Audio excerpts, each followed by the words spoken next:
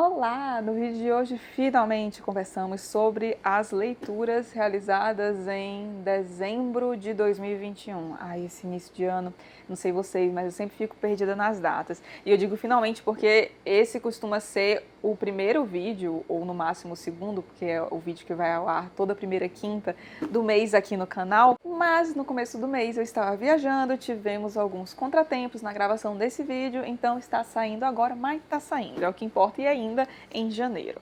Olhem só. Então, como sempre, começarei com os livros, depois a gente vai para os quadrinhos, no caso quadrinho, na verdade mangá, que eu li em dezembro, aí a gente vai para os filmes e por fim falamos sobre a série que eu assisti no mês passado. Começando então com as leituras. O primeiro livro que eu li em dezembro foi esta coisa maravilhosa que já tem resenha aqui no canal, vou deixar o link aqui no box de informações, que é A Besta Humana, de Émile Zola. Finalmente conheci esse autor, Brasil. Faz tempo que eu queria ler algo dele, porque ele é muito renomado, já vieram recomendar diversas vezes também um livro dele chamado Germinal, porém, contudo, entretanto, diferentona que sou, achei melhor começar por este aqui, A Besta Humana. Ninguém do meu círculo, pessoal que eu conheço, que lê, etc., tanto pessoalmente como pela internet, tinha falado desse livro, pelo menos eu não vi ninguém lendo, mas eu achei a premissa muito interessante, então resolvi começar por ele mesmo e achei que foi uma baita escolha acertada. E qual que é o enredo desse livro aqui, bem resumidamente? No início do livro nós somos apresentados a uma mulher chamada Severine. Ela tem uma vida bastante triste, ficou órfã muito cedo, mas felizmente tinha alguém que pudesse cuidar dela. Os pais dela trabalhavam na casa de um homem muito rico, e aí quando eles morrem, ele pega aquela criança para cuidar, deixa a Severine vivendo praticamente como irmã da filha dele, então dá educação para ela, ele oferece também um dote generoso para o casamento dela e acaba escolhendo o marido dela, que é um homem bem mais velho que ela, chamado Roubaud. O Roubaud também não tem uma condição de vida super maravilhosa, rico nem nada, mas já vem de um contexto melhor que o dela, então esse homem que cuidava da Severine acha que vai ser um bom casamento para ela, mas Severine não casa por amor. Só que em certo momento o Roubaud começa a desconfiar da natureza do relacionamento da Severine com esse protetor dela. E aí ele descobre algumas coisas que não o agradam de maneira alguma. Esse é um dos núcleos do livro. E aí a gente tem o outro núcleo do livro, que eu acredito que seja o mais conhecido, que é o do Jacques Lantier. O Jacques Lantier é como é que é? Não é condutor. Eu falo motorista, mas é um condutor de trem. De início ele parece levar uma vida super comum, apesar de bastante recluso. Ele basicamente fica dentro da locomotiva dele, aí sai do trem, volta para casa, da casa para o trem, não sai muito disso. Só que logo a gente descobre que ele esconde uma faceta bastante obscura dele, que é ele sente desejo de matar todas as mulheres por quem ele tem desejo, por quem ele se sente atraído. E é justamente por conta disso que ele leva essa vida tão reclusa, porque ele quer esconder, mascarar esse desejo dele, tentar de certa forma inibir, essa palavra, tentar inibir isso, e aí ele realmente vive para o seu trabalho, não se relaciona muito com outras pessoas, mas por conta de um trágico acontecimento em certo ponto da narrativa, o destino do Jacques Lantier e da Severine e do Roubaud se cruzam, e quando isso acontece, você não consegue parar de ler este livro aqui. Como eu disse na resenha que tá linkada aqui, minha vida tava um caos quando eu comecei a ler este livro, e ainda assim eu consegui devorá-lo, porque eu só queria ler isto aqui no meu tempo livre. Doida para ler mais de Zola, já fica a recomendação, e eu vou pedir licença para prender um pouco o meu cabelo, porque, Jesus, eu cheguei de viagem do Nordeste, mas parece que eu continuo lá de tão quente que São Paulo tá. Mas continuando, segunda leitura que eu concluí em dezembro, na verdade foi uma releitura e também já tem vídeo aqui, que é o Conto de Natal de August Rand, do Paul Auster. Paul Auster é um dos meus autores favoritos, eu amei tudo que eu li deste homem, espero conseguir trazer mais coisas dele pra cá, releituras das coisas que eu li dele certamente virão, e também quero ler algumas coisas novas dele. Mas o que a gente tem aqui? Aqui a gente tem um conto bem curtinho, um conto de Natal, como o título diz, mas é um conto de Natal um pouco diferente do que a gente vê por aí. porque geralmente histórias de Natal envolvem famílias felizes, né, aquela coisa mais sentimental, e o Paul Auster tenta fazer algo diferente aqui.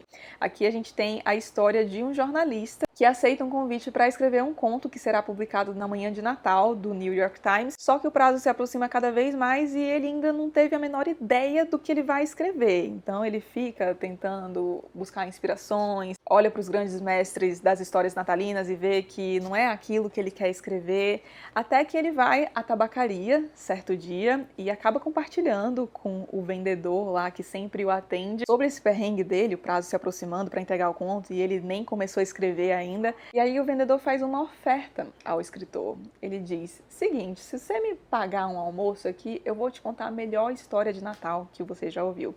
E é essa história que nos é narrada aqui. Maravilhosa, no vídeo eu falo abertamente sobre o enredo, eu só não conto o final, que é para instigar vocês a lerem isso aqui. Mas mesmo que você não pretenda comprar o livro, vale a pena assistir ao vídeo, porque eu conto a história basicamente inteira lá e a história é bem legal, faz a gente pensar sobre várias coisas. Amo Paul Auster e o livro é muito lindinho, tem várias ilustrações aqui, deixa eu ver se eu consigo mostrar alguma para vocês, ó. Coisa mais lindinha. Em seguida, terminei a leitura de um livro que me acompanhou durante todo o mês de novembro e mais ou menos até ali a primeira semana de dezembro, que é este aqui, Paisagens Humanas do Meu País, do Nazim Hikmet. Eu comprei este livro na festa do livro do ano passado, do ano retrasado, então estava mais do que na hora de tirar da estante, né? E o que a gente tem aqui? Eu queria dizer que o título deste livro é muito acertado, Paisagens Humanas do Meu País, porque é exatamente o que a gente tem aqui. O Nazim Hikmet foi o maior poeta do século XX do seu país, Turquia, e ele teve uma vida bastante conturbada. Ele nasce numa família nobre, mas se interessa bastante por política, então acaba tendo uma vivência com diversas classes sociais, porque ele se interessa muito por essas questões. Ele tem um vínculo com o Partido Comunista, só que esse vínculo é mantido quando o Partido Comunista estava banido no seu país. E aí, por conta das atividades que o ligavam a esse partido, ele acaba indo para a prisão. E aí lá também tem contato com diversas outras vivências. E aí, na prisão, ele começa a redação deste livro aqui. E por que eu digo que o título é muito acertado? Porque aqui a gente tem descritos os mais diversos tipos de pessoas. Pessoas de diversas idades, de diversos estratos, de diferentes opiniões. É muito legal mesmo de ver isso. É uma espécie de panorama social da Turquia e, por muitas vezes, um panorama social humano mesmo, porque tem coisas aqui que fazem parte da essência humana, não importa a sua origem. Então isso é bem legal de ver. Só que eu achei o livro um pouco cansativo. Então, às vezes, por exemplo, eu tinha uma horinha ali no almoço para ler o livro, e aí eu pegava e eu nem conseguia ler durante essa uma hora inteira, porque às vezes eu lia uns 20, 30 minutos e eu já ficava cansada, queria partir para outra leitura que não essa. E aí eu fiquei pensando no motivo, porque não foi um livro do qual eu não gostei, também não foi um livro que eu amei, só que eu acho que o ponto fraco, digamos, desse livro, eu digo ponto fraco entre aspas, porque é uma coisa mais para o leitor estrangeiro, eu acho que só consegue perceber a real grandeza deste livro aqui quem tem muito conhecimento da cultura turca ou quem é da Turquia mesmo, porque aqui a gente tem diversas notas de rodapé explicando particularidades do idioma, explicando particularidades da Turquia em si, ali do contexto histórico, etc. E em diversos momentos dá para ver que tem algumas coisas descritas aqui que pressupõem certo conhecimento da política, da geografia turca, e eu sou completamente ignorante nisso. Então eu parava diversas vezes para pesquisar no Google algumas coisas, mas ainda assim eu sentia que não conseguia pegar tudo que estava ali, justamente porque isso não faz parte da minha vivência, parte da minha história, sabe? E a outra questão é a tradução. Eu acho que o tradutor fez um trabalho maravilhoso aqui, deve ter feito, né, porque eu não comparei com o original, mas pelo que eu vi é um tradutor muito renomado, ele escreve uma introdução e um pós-fácil bem legal para a gente entender mais sobre a obra, sobre a vida do Nazim, então me agradou bastante o trabalho feito por ele aqui, só que como o idioma, como a gente vê pelas notas de rodapé, tem muitas particularidades, eu acho que acaba que é o tipo de coisa que uma tradução não consegue passar por mais bem feita que seja, sabe? E isso não é culpa do tradutor, tá? Isso acontece e eu tive essa impressão muito forte ao ler este livro aqui. Então, assim, fiquei com um pouco de pena, porque eu acho que eu não consegui captar toda a grandeza disso aqui e não amei o livro como eu achei que fosse amar, mas valeu a leitura e fica a dica aí pra vocês com as devidas ressalvas, mas pra quem tem interesse sobre a cultura turca, etc. Nossa, isto aqui é um prato cheio e eu queria enaltecer o projeto gráfico desta edição. Deixa eu colocar aqui pra vocês verem. Eu acho esta capa a coisa mais linda. Editora 34 arrasou. E dezembro me rendeu 2 leituras que foram parar nas melhores leituras deste ano. Aliás, o vídeo já está aqui no canal, vou deixar o link aqui no box de informações, tem muita coisa boa lá, então vale a pena ver. E a primeira delas foi Contra a Interpretação e Outros Ensaios, da Susan Sontag. Quem tá aqui há mais tempo já tá cansado de ouvir falar dessa mulher, porque ela é minha autora favorita, eu gosto muito mesmo da Susan Sontag. E este aqui é um dos livros dela que eu mais tinha vontade de ler, porque Contra a Interpretação, que é o ensaio que intitula esta coletânea, é tido como o ensaio mais importante da Susan Sontag. Foi o ensaio que realmente deu fama a ela. E não à toa, porque o ensaio é maravilhoso, como praticamente todos os ensaios que estão aqui. Tem muitos ensaios bons mesmo, em breve a gente conversa melhor sobre eles na resenha que eu farei para este livro aqui no canal, mas, nossa, Susan Sontag sempre vale a pena. A única ressalva que eu faço aqui é porque a Susan comenta muito sobre obras específicas. Então, por exemplo, tem um ensaio no qual ela vai comentar sobre os filmes do Robert Bresson. Você não vai entender muito bem o ensaio, não vai conseguir aproveitar muito bem o ensaio se você não tiver tido contato com a obra dele anteriormente. Então, o aproveitamento total, digamos, deste livro aqui pressupõe que você tenha assistido a alguns filmes, visto algumas peças, lido alguns livros, etc. Mas isso é para o aproveitamento total, tá? Se é que isso é possível, aliás, porque esse tipo de obra sempre tem alguma camada para a gente descobrir com releituras, acredito eu. Mas tem diversos ensaios aqui que você não precisa ter assistido nada, lido nada, para conseguir entender o raciocínio da Susan Sontag.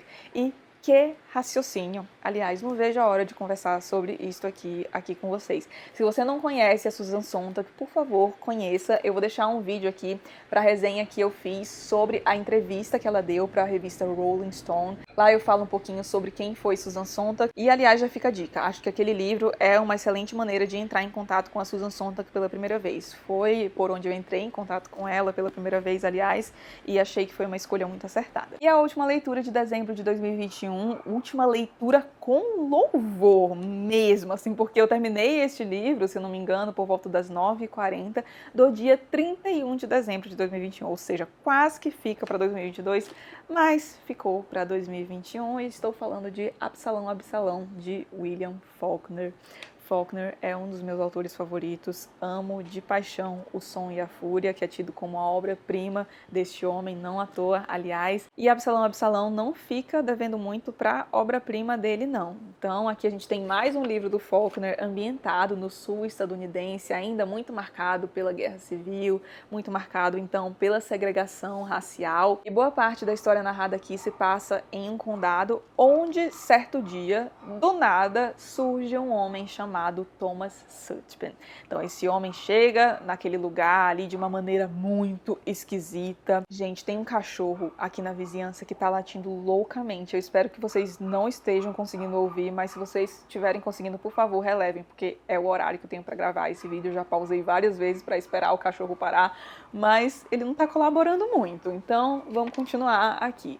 Pois bem, esse homem faz um acordo com os indígenas, compra uma propriedade bastante grande e chega ali já causando maior alvoroço, porque ele chega dessa maneira esquisita, que eu comentei, vou detalhar isso na resenha, e é uma sociedade muito tradicional, então que dá muito valor ao sangue nobre, à tradição da família, etc. E aí imagine você, um homem chegando todo mal vestido, ninguém sabe quem ele é, de onde ele veio, etc., para se mudar para uma propriedade muito grande daquele local.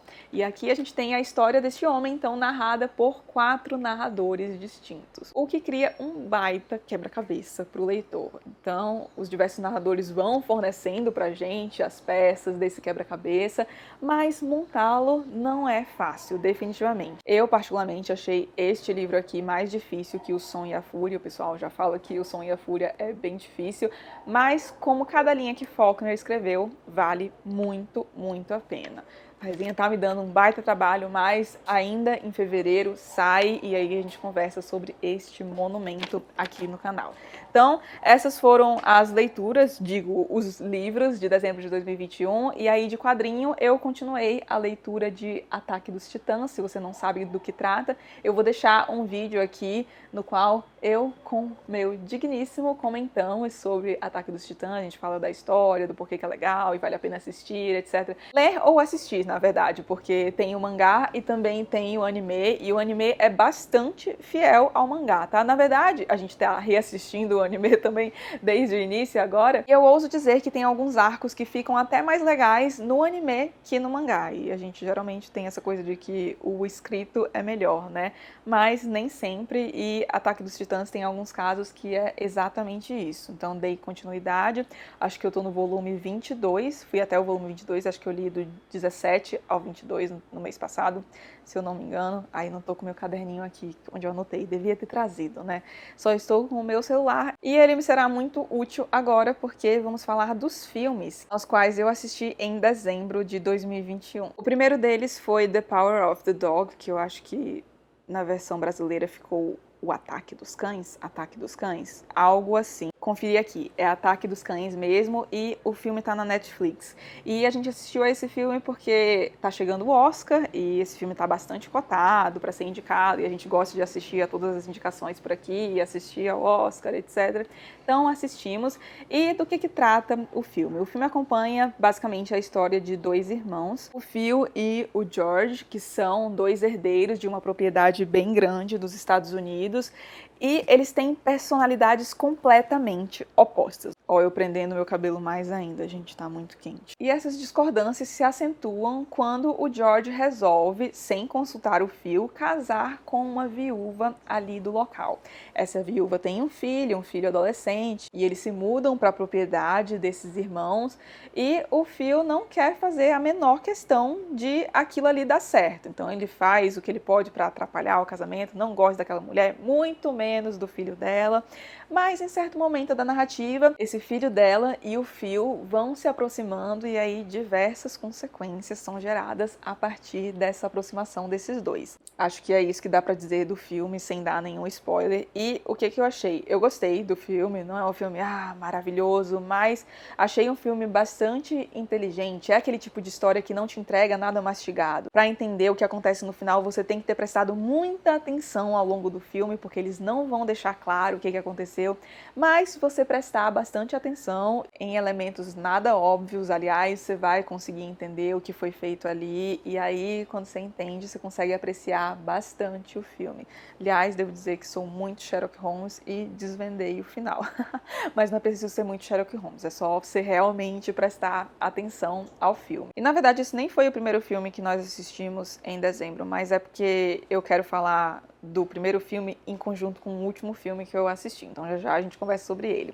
E aí o segundo filme que eu assisti foi o famoso Não Olhe Para Cima. Super hypado, né? Não sei em que mundo você está, se você não ouviu falar deste filme ainda. Mas se você não ouviu falar do filme, que também está na Netflix, aliás. Neste filme a gente tem a história de dois astrônomos que descobrem que um meteoro está vindo, um meteoro gigantesco, aliás, está vindo em direção à Terra. Então, por conta da sua trajetória, ele vai colidir com a Terra.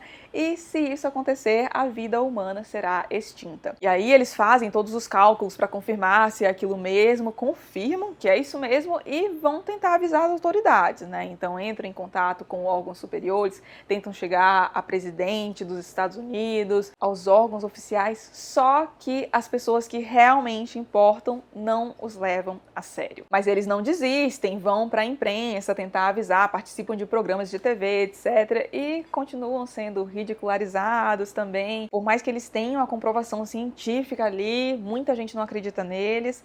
Parece familiar? Você já ouviu essa história antes? Aliás, esse filme veio num momento muito certeiro, né? E eu li que o objetivo do Adam McKay, que é o diretor do filme, originalmente era fazer um paralelo com as mudanças climáticas, para como nós parecemos não nos importar com as mudanças climáticas que estão acontecendo no mundo. Mas acabou que veio aí em meio à pandemia de Covid-19 e casa muito com o que a gente está vivendo, porque a gente vê muita questão do negacionismo nesse filme. A gente também ver como diversos interesses particulares são priorizados sobre questões de interesses públicos. De novo, parece familiar? Pois é. E aí, o que eu achei do filme? Bom, a proposta é muito legal, a mensagem também, só que eu achei o filme excessivamente longo. Eu achei chato, na verdade, porque lá pro meio do filme o negócio começa a ficar muito repetitivo. Então algumas coisas aconteciam e eu falava, tá, a partir disso, isso aqui vai acontecer com esse personagem. E aí acontecia exatamente isso, não é porque eu sou Sherlock Holmes, é só que fica muito repetitivo e óbvio mesmo. E aí tem umas histórias também que eles colocam lá, uns subplots, digamos, subtramas, que eu particularmente achei que não agregaram muito. Então, assim, não é um filme ao qual eu faço questão de reassistir, reconheço o mérito, mas eu achei chato. Alguém mais aí tá junto comigo? O Digníssimo também não achou lá essas coisas, não. E aí, o primeiro filme, finalmente, que eu assisti no mês passado foi Shang-Chi e a Lenda dos Dez Anéis. E o último filme que eu assisti foi o do Homem-Aranha Sem Volta Pra Casa, né? Homem-Aranha Sem Volta Pra Casa. E por que eu deixei pra comentar esses dois em conjunto?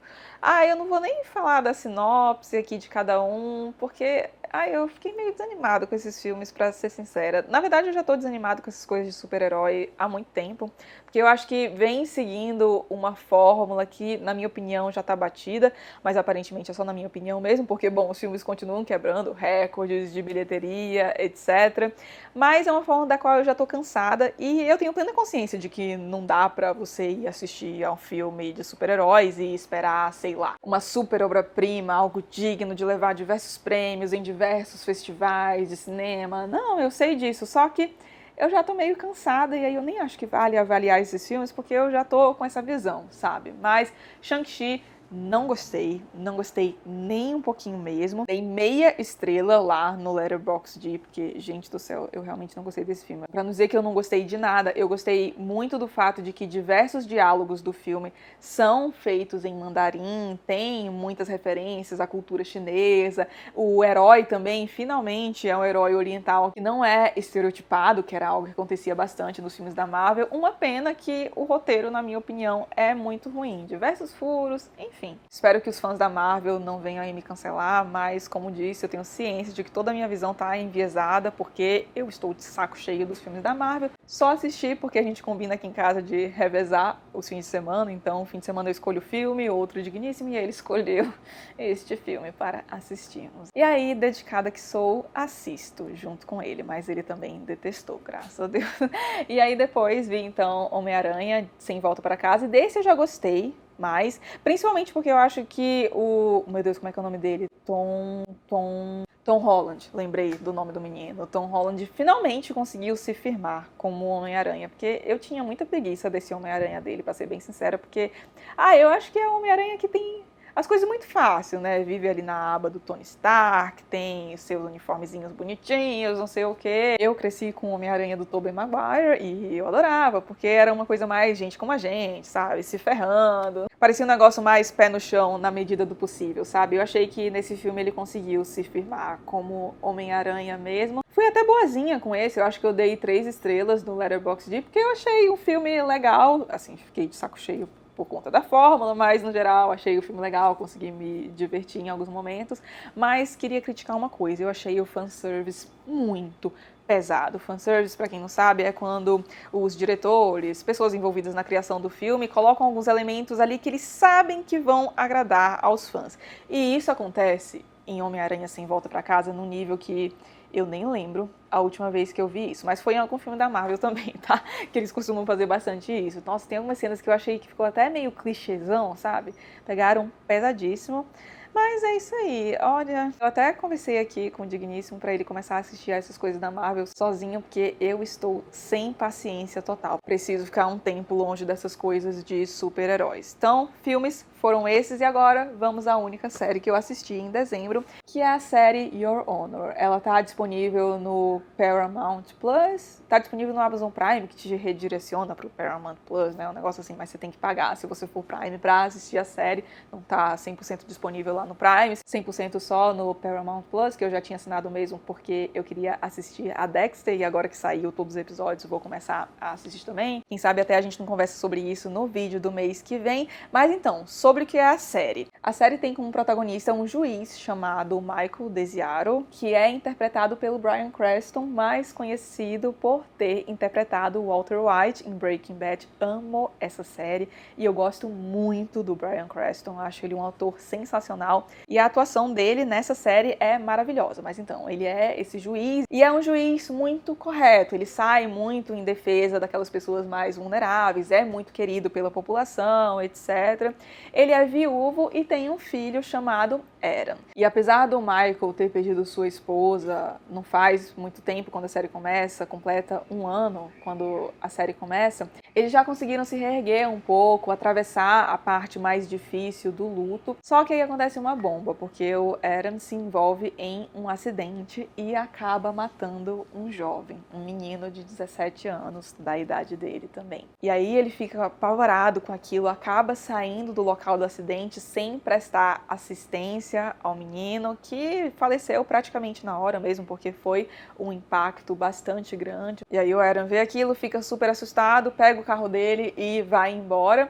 Só que depois ele fica muito atordoado, ainda no mesmo dia conta o que aconteceu pro pai dele. E o pai dele, com esse senso de justiça dele, pensa, bom, obviamente uma tristeza, uma desgraça que isso tenha acontecido com ele, mas a lei precisa ser cumprida. E aí ele pega o Aaron, eles vão pra delegacia, mas chegando na delegacia, ele fala pro Aaron, fica aqui, eu vou lá resolver primeiro e aí depois eu te chamo pra você entrar. E aí ele vai lá, só que no que ele entra na delegacia, ele vê um casal chorando. E aí ele percebe que esse casal é pai do menino que o Aaron assassinou. Só que o pai que tá ali chorando não é um pai comum, digamos. É o chefe da maior máfia da cidade, conhecido por ser um homem bastante impiedoso, etc. Ou seja, se o Michael entregasse o filho dele pra polícia, o filho dele não ia só cumprir a pena dele. Aliás, não ia chegar nem a cumprir, porque ele ia morrer. O mafioso certamente não deixaria aquilo barato, e aí ele pensa, putz, agora eu tenho que salvar o meu filho. Entra naquele modo de proteção, né, paterno, e acaba voltando para casa e decide que vai então tentar acobertar o crime do seu filho. Vocês já podem imaginar que muita coisa pode dar errado e vai dar errado a partir disso, né? Pois bem, agora minha opinião sobre a série. Eu estava muito empolgada para assistir a essa série, porque eu tinha ouvido muita gente falar bem, a temática me interessava bastante, o ator, né, o Bryan Cranston, gosto muito dele. E assim, de elenco não tenho o que falar, as atuações são realmente muito boas, mas o roteiro tem muito furo. Tem 10 episódios, é uma minissérie, e eu lembro que até o 3º episódio eu tava viciada, não conseguia parar de ver, eu acho que eu vi os 3 episódios num dia só, aí fiquei empolgada pra ver os outros no dia seguinte, etc. Mas o negócio foi desandando de um jeito que eu não esperava. Então, sinceramente, eu nem recomendo que vocês assistam a série, tá? Se fosse só pelos 3 primeiros episódios, nossa, maravilhoso, mas depois o negócio desanda e aí eu acho que não vale a pena. E eu queria comentar algumas coisas com a galera que já assistiu. Então, neste momento, me despeço de você que não quer spoiler, que pretende assistir. Mas se você tiver assistido a série, ou se não quiser assistir, mas quer ouvir o que eu tenho a dizer, fique à vontade, mas saiba que a partir de agora você está sob sua conta e risco, porque falarei abertamente do enredo da série, então, pra quem vai embora, tchau pra vocês, a gente se vê nos próximos vídeos do canal. E agora vamos comentar, então, com spoilers. Primeira coisa que eu queria comentar é, gente do céu, mas o ódio que eu tinha desse Aaron, meu Deus. O pai lá se matando pra cobertar os crimes do menino e ele fazendo burrada atrás de burrada. Não tô dizendo que o pai tá certo, tá? Pelo amor de Deus, mas é que se, meu Deus, o pai resolveu fazer esse sacrifício, a única coisa que o menino podia fazer é agir de forma decente a partir daí, né? Condizente com o que o pai achava que era preciso para que eles conseguissem esconder esse crime. Mas não, ele faz um monte de burrada, dentre elas a maior delas, e aí eu acho que não é nem burrada, é questão de psicólogo mesmo, algum desvio de ordem psicológica, porque como assim você mata um menino e aí depois você começa a namorar a irmã desse menino? Sério, não tem o menor cabimento. Outra coisa que eu queria comentar, aquele carro que vê o acidente, ou seja, sabe que foi o Aaron que causou tudo aquilo, cadê aquele carro? O carro aparece de novo quando o Aaron vai lá tirar as fotos, né? Gênio, ele vai lá no dia seguinte, né, eu acho, tirar fotos do local do acidente, enfim, o carro tá lá, vê ele e esse carro simplesmente é esquecido, ninguém fala mais nada. E aí eu queria falar uma coisa, porque eu sei que tem gente que vai falar, mas vai ter a 2ª temporada, deixaram pra 2ª temporada. Não aceito essa justificativa. E eu digo que não aceito porque, a princípio, a série seria uma minissérie, então fechadinha em 10 episódios. Foi lançada em 2019, se eu não me engano, ou 2020, um negócio assim. E eu lembro que eu assisti, aí eu fui pesquisar sobre a série, e aí tinha acabado de sair a notícia de que teria uma segunda temporada. Ou seja, eles não tinham essa desculpa aí pra meter o carro e não falar nada do carro depois, né? Isso é o primeiro furo de roteiro. Aí outra coisa, eu não sou da área jurídica, se alguém é, por favor, deixa aqui nos comentários, mas o Michael podia ficar com o julgamento do Carlo Baxter, no fim das contas, porque boa parte daquele julgamento envolvia a questão do carro, que era da mulher dele que foi assassinada. Então, não tinha aí um conflito de interesses nisso? E, por fim, eu queria comentar a questão do plot da traição da mãe, que, na minha opinião, não teve nada a ver, não agregou nada. Então, jogou lá e ficaram, meu Deus, a gente tem que falar com o Aaron, porque isso vai vazar agora, não sei o que lá. E aí vai lá, falam com o Aaron fica triste. Ai, gente, isso agregou em quê? Em nada. Nossa, eu fiquei com muita preguiça, porque eu lembro que já tinha um monte de coisa pra resolver e poucos episódios faltando. Aí do nada eles colocam isso e falei, pronto, mais um negócio, mais uma bomba pra resolver. E no fim das contas nem resolve, né? Porque isso aí some também do nada, do jeito que apareceu. Enfim, ai, fiquei muito chateada, porque eu queria muito gostar dessa série, porque a premissa é maravilhosa, Bryan Cranston, mozão, mas não rolou, foi uma baita de uma decepção. Vocês também se decepcionaram? Se sim, deixem aqui, comentem as impressões de vocês sobre a série, sobre os pontos aqui que eu comentei também pra gente conversar nos comentários. E agora, finalmente, acabamos este vídeo enorme. Se você gostou do vídeo, não esqueça de deixar um like e de se inscrever aqui no canal, caso não seja inscrito ainda. Um grande beijo e até o próximo vídeo.